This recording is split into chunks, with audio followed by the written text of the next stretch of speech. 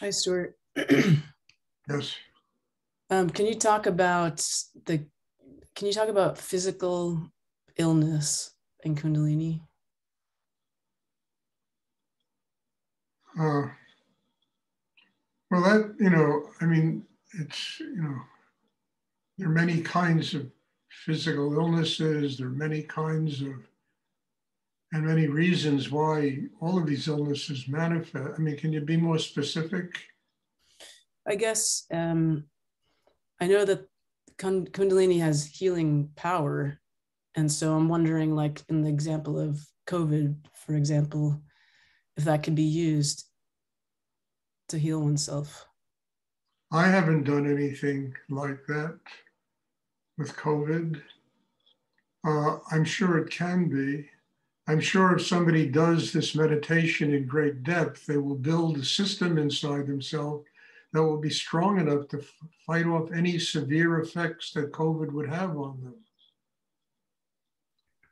I mean, basically, it, destroys the immune system. It destroys the very foundation inside a human being. And most people have no training. They have no development inside themselves. They haven't built a system inside that's strong enough to be able to contend with various diseases. I've seen it with cancer. I've seen it with AIDS, where people, work to develop that system inside, and people with AIDS, are able to live with it today. I had a number of students years ago when I lived in Manhattan who had AIDS. They had HIV, and the meditation helped them develop that kind of system. Then they came along with drugs, that if you take those drugs, you can live with the problem. So, mostly it's really the development of an inner life, the strength inside, the connection with spirit, not allowing the tensions of the world to decimate our immune systems, our physical being. And also, I realized years ago when I did a great deal of healing, I don't do as much today, mostly because of this COVID thing, which, keeps people from coming here. But I realized years ago that most, not all, but much of physical illness is really dependent upon the condition, the mental, and emotional condition of a human being. Because when the mind is truly active and creating all kinds of tension and craziness, it begins to erode the very cells of a human being's body. The very structure of our bodies get weaker because of the enormous tension that exists inside a human being. So yes, Kundalini Yoga is, it's really a pathway to living basically a healthy life.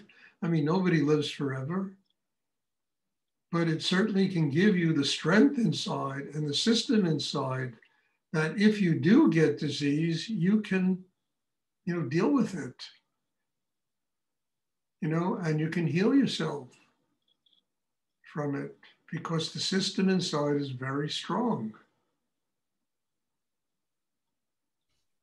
So I'm very much a proponent of that type of living.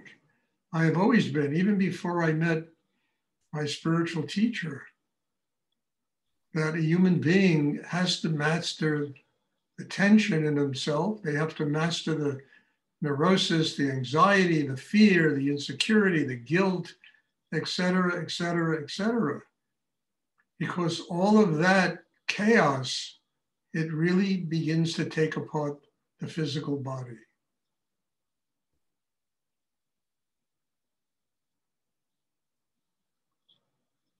So yes, Kundalini Yoga is a very strong healing, or at least it can keep, illnesses from getting, you know, terribly sincere, severe. But again, everybody leaves the world from something. I mean, Rudy was strong as an ox and he died in an airplane crash.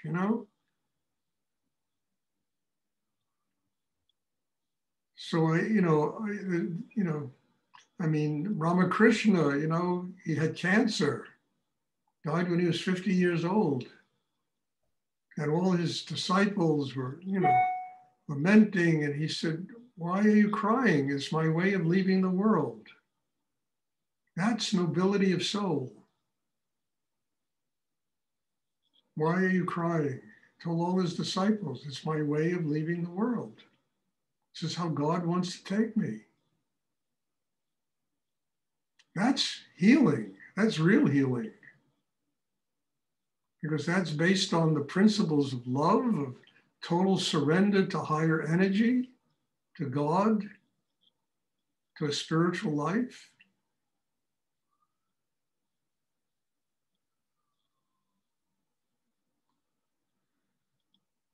So yes, I'm a very firm believer in that if you practice Kundalini meditation as Rudy developed it in depth,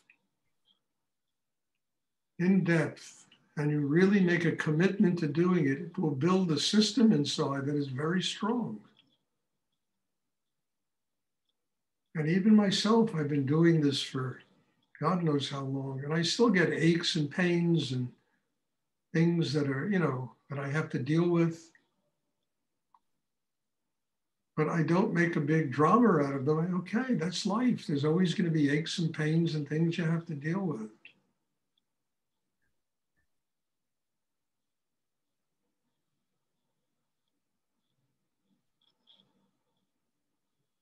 I mean, in my life, I've worked with people with cancer, with AIDS, heart conditions, all kinds of problems, And I would say 90% of the problems that I came across came because of people's lack of inner development. Their heart chakra, wasn't really open and strong and developed. There was a lot of emotional craziness in them. Their minds weren't quiet. There was a lot of mental craziness in them. They didn't have real balance in themselves. And eventually it begins to work on the body. The body begins to respond to that,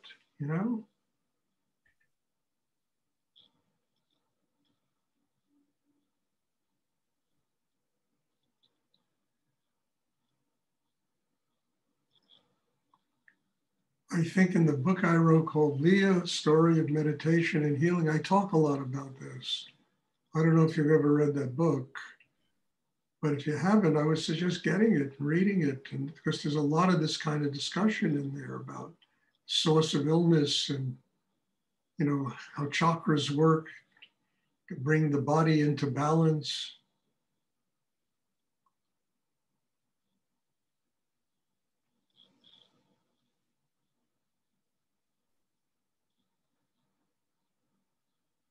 Does anyone else have a question they would like to ask?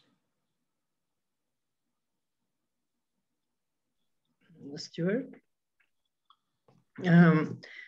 I use the meditation when I had COVID. And when I had strong influence before that, and it helps. I know it helps. If you get your mind quiet, that's right there is 70% of the problem. Just getting the mind quiet. Getting the heart open. And living with love, with joy, with happiness. When I wrote the book, Leah, there was a guy in New York who used to be the editor of the Saturday Evening Post. And he wrote a book about, he had contracted cancer. I don't remember what cancer he had. And he decided, this is a true story. And this guy did he wrote a little blurb about my books that's on the back cover. But he did a study, and he decided that he was going to cure himself through laughter, through being happy, joy. So he went out and he got a whole bunch of movies by the Marx Brothers and all these very funny people that used to make movies, and he watched these movies and he laughed himself back to health again. He literally laughed himself back to health again. The cancer went into complete remission. The guy was back working at his job, and they told him he was going to die from cancer. Charlie Chaplin, the Marx Brothers, all these funny guys, funny people. He went and got all these movies, locked himself in a room, and he spent all his time laughing. And he healed himself. When I read this, I couldn't believe it. It was like amazing. And this guy, he did a blurb for my book. He read my book and he just loved it. He read the manuscript, actually. And he did a blurb for the book on the back of the book. Leah. It's 2 o'clock. So yes, joy, love, happiness, these are great healing energies. And if you do Kundalini in great depth, that's what happens to your life. You have any choice but to become a happy person. You work through all of that bullshit that creates neurosis and fear and anxiety, and your heart's open.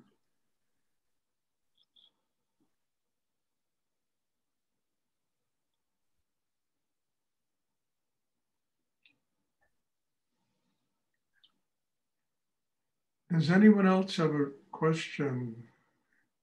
I forgot the guy's name, but if you see the back of my book, there's a blurb by him there. This is a long time ago, it's like 30 years ago.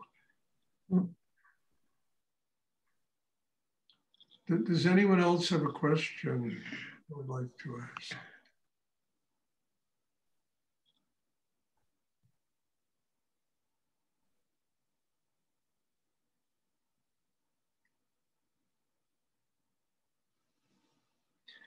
And just to finish this, it starts with learning how to love oneself. Coming to a place where you truly understand what is worthy of living a happy life, being happy. And that requires self-love. And I don't mean self-love in terms of ego and self-importance and, charisma, that just creates more tension. I mean, truly getting one's heart open, truly living with gratitude to God, gratitude to higher energy.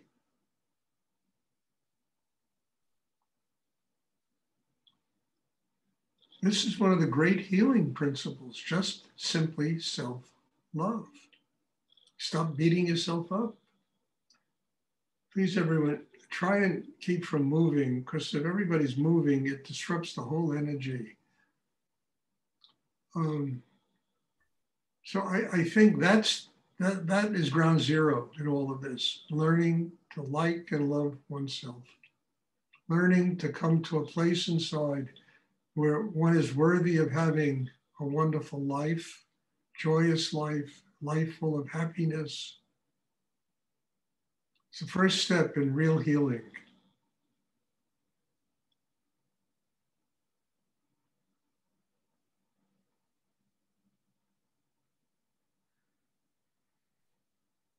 Does anyone else have a question they would like to ask?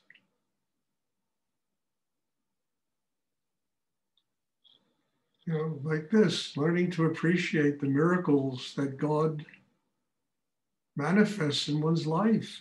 To me, sitting here with all of you is one of those miracles.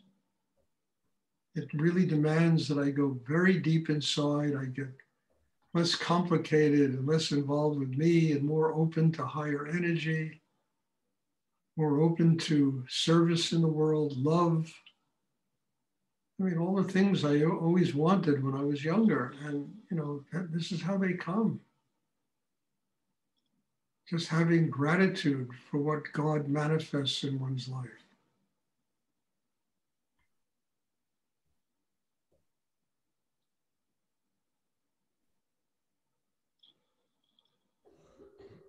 Does anyone else have a question they would like to ask? Okay, there'll be a meditation on Tuesday. And again, thank you. Maybe I always say you might be tired of hearing this, but to me, being here and doing this is an incredible miracle. It's an incredible manifestation of love, of joy, of just, being grateful you know, to be able to do this and to serve God in a higher way. So bless you all. Thank you. And I'm looking forward to seeing everybody on Tuesday. Thank you, Stuart. Bless you. You're welcome. Thank you. Bye. Night. Bye.